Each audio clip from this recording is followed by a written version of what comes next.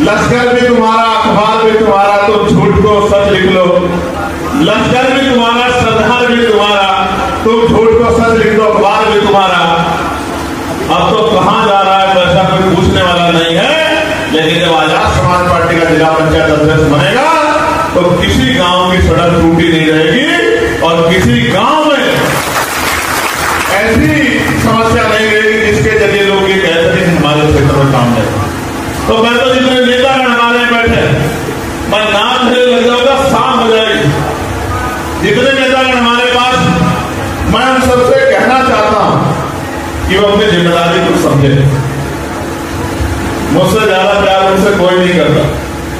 मैं एक कार्यकर्ता के लिए जान की बाजी लगा सकता हूं और इस बात को जानता हूं, लेकिन आप ये समझो व्यक्तिगत हितों से ऊपर उठ के पार्टी के लिए ज्यादा काम करोगे तो आपका भी बेड़ा पार हो जाए, और व्यक्तिगत हितों के लिए काम करोगे तो आपका नुकसान होगा, और आपका नुकसान होगा तो दल का नुकसान होगा। हमारे लिए दल और वो सोचता कि इस पार्टी को ताकत दे देंगे तो ये कुछ बना के दिखा दे कि मैं आपको लिख के देता हूं, अगर ठंडा डंडा किसी का मजबूत है बिजनौर में तो आजाद समाज पार्टी का मजबूत है। अगर जिला पंचायत अध्यक्ष को गठिया बना सकता है तो वो आजाद समाज पार्टी बना सकती है। और जब जिला पंचायत अध्यक्ष बनेगा तो ये जो बजट मैंने प्रदेश का बताया, तो ये जो बजट 5 साल में 300 साढ़े 300 करोड़ रुपए जिला पंचायत अध्यक्ष का होता है। इस बजट के जरिए इस बिजनौर की, इस नगीना लोकसभा की काया पलट होने का काम होगा। मेरा इशारा आप लोग सब लोग समझते। एक आदमी के जरिए हम यही लड़ाई लड़ पा रहे हैं कि बिजनौर जिले में कोई जुर्म ज्यादती करने से पहले कई बार सत्ता के बैठे लोगों को सोचना पड़ता। आज बिजनौर में मॉब लिंचिंग नहीं होती, आज बिजनौर में किसी घर में बुलडोजर नहीं चला जाता, आज बिजनौर में जाति धर्म के नाम पर किसी को मारा नहीं जाता, आज बिजनौर में कोई घटना होती तो अधिकारी संज्ञान लेते हैं। कोई अधिकारी गलत काम करता है, नूरपुर उसका उदाहरण है कि एक निर्दोष बच्चे को जेल भेजने का काम किया गया था, कोशिश की गई थी, उस अधिकारी को सस्पेंड होना पड़ा था। ये इस बात का उदाहरण यहाँ के लोग जानते हैं। चाहे गुजरात की समस्या हो, आपने देखा धरने के बाद और रात वहां बिताने के बाद कितने गुजरात पकड़े गए, कितने लोग की जान से। कोई ऐसा मामला नहीं है कि जिस कार्य में यहां शक्ति बनाने के बाद हम लोग आगे नहीं बढ़ रहे हैं। लेकिन मैं आपका ध्यान आकर्षित कुछ किसी और बात पे करना चाहता हूं।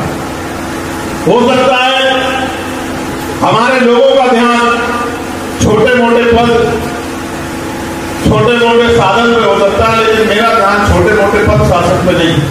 क्योंकि मैं डॉक्टर बाबा साहब अम्बेडकर को, फूले साहू को मानने वाला व्यक्ति हूँ, बाबा मानने वाला काशीराम साहब को मानने वाला व्यक्ति हूँ, हजरत उमर को मानने वाला व्यक्ति हूँ, हजरत अली को मानने वाला व्यक्ति हूँ। मैं न्याय पसंद समाज की बात करता हूँ तो मैं मानता हूँ कि मेरा ध्यान अगर है तो वो इस बार का जो बजट था उत्तर प्रदेश का 8,08,736 करोड़ रुपए उसकी तरफ। मेरा ध्यान 5 करोड़ की निधि की तरफ नहीं है। निधि की तरफ होता तो मैं यही बिजनौर में रहता, एक सेकंड में बिजनौर से पैर बाहर नहीं रखता। लेकिन पैसा और ये साधन मेरे लिए मायने नहीं रखते हैं। मेरा ध्यान अगर है तो उस 8,08,736 करोड़ रुपए की तरफ है जो इस प्रदेश का बजट है। और लोकतांत्रिक व्यवस्था ये कहती है कि बजट वो बनाएगा जिसका राजकाज होगा। बिजनौर के लोगों, उत्तर प्रदेश के लोगों जिनका राजकाज है वो बजट बना रहे हैं और बजट को लागू कर रहे हैं। और इतिहास गवाह है, आप उठा के देख लो कि आपके हिस्से में कोड़ियां नहीं आ रही। आज उत्तर प्रदेश के किसी गांव में चले जाओ, सड़कें टूटी हुई हैं, जगह जगह पे बिजली के तारों में गरीबों के घरों को घेर रखा है, जहां पे आफत बनी हुई है। तमाम तरह की मुसीबतें, कहीं गुलदार है, कहीं भेड़िया है, कहीं चोर लुटेरे घूम रहे हैं।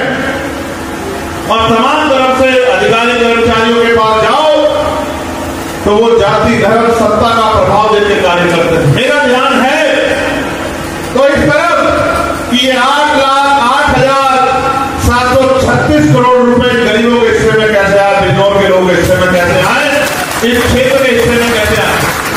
सत्य जो पैदा हो उसको जाना पड़ेगा। तो हम किसी चीज से कितना प्रेम करें, लेकिन एक समय के साथ चीजें नष्ट होती है तो जो पैदा होता है उसको जानना पड़ता है कि साल हमारे बीच से चले। लेकिन दर्द संकट का विषय इसलिए है कि जो वो करना चाहते थे अभी देश में वो नहीं हो पाया। अभी हमारे देश में मानवतावादी राज स्थापित नहीं हुआ। अभी हमारे देश में गरीब, कमजोर, किसान, मजदूर, दलित, पिछड़े, आदिवासी, मुसलमान, जैन, सिख, बौद्ध, ईसाई, इन तमाम लोगों को सामाजिक, धार्मिक, आर्थिक, राजनीतिक आजादी नहीं मिली। आज भी हर जगह पैसे का बोलबाला है, जाति धर्म का बोलबाला है। हर व्यक्ति को जो सम्मान मिलना चाहिए, जो संविधान ने दिया है, वो सम्मान नहीं मिल पा। मैं और मेरे जैसे लाखों करोड़ों लोग देश में इस बात को सोचते हैं, समझते हैं, दिन रात चिंता करते हैं कि संविधान ने तो सबको बराबर कहां का अधिकार दिया था, लेकिन आज भी देश में गैर बराबरी खत्म क्यों नहीं हो रही। इस महत्वपूर्ण विषय पर मुझे आज इस ऐतिहासिक दिन ये कहना है कि जब राजतंत्र था तो लाठी, गोली, बंदूक, तोप, तलवार से राज बदलते थे।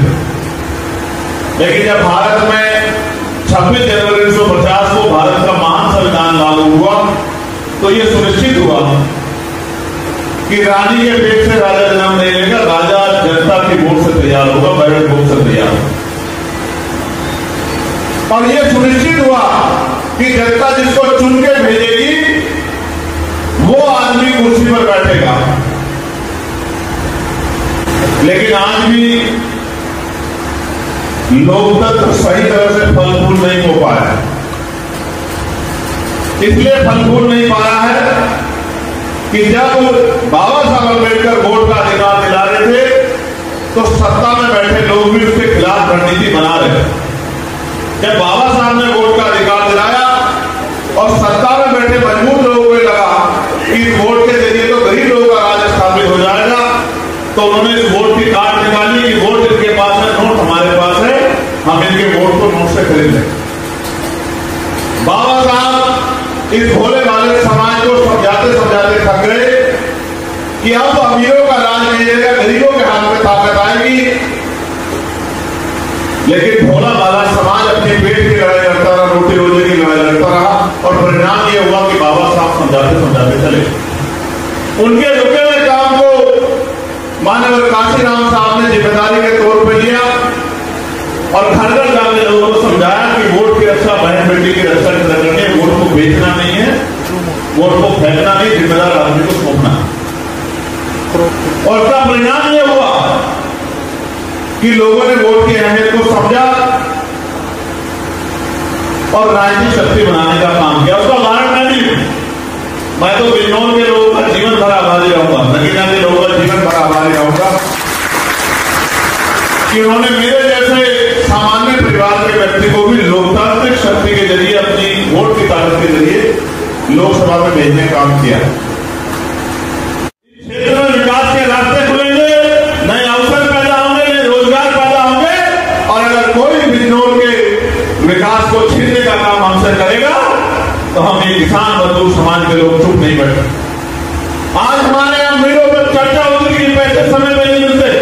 लाला जी यहां बैठे हैं, जिन एक भिलाई बिल को लेकर शिकायत थी उसको भी हमने 90% जो है उसका पैसा समय में दिलवाने के लिए उसको तैयार किया है और बाकी हमारे यहां कोई भी ऐसी नहीं है जो किसानों को पैसे में देरी करते। हम पूरा प्रयास करते हैं कि हर एक आदमी की आवाज को उठा सके, हर एक समस्या को उठा सके, लेकिन सम्मानित बंधुओं आपको भी समझना पड़ेगा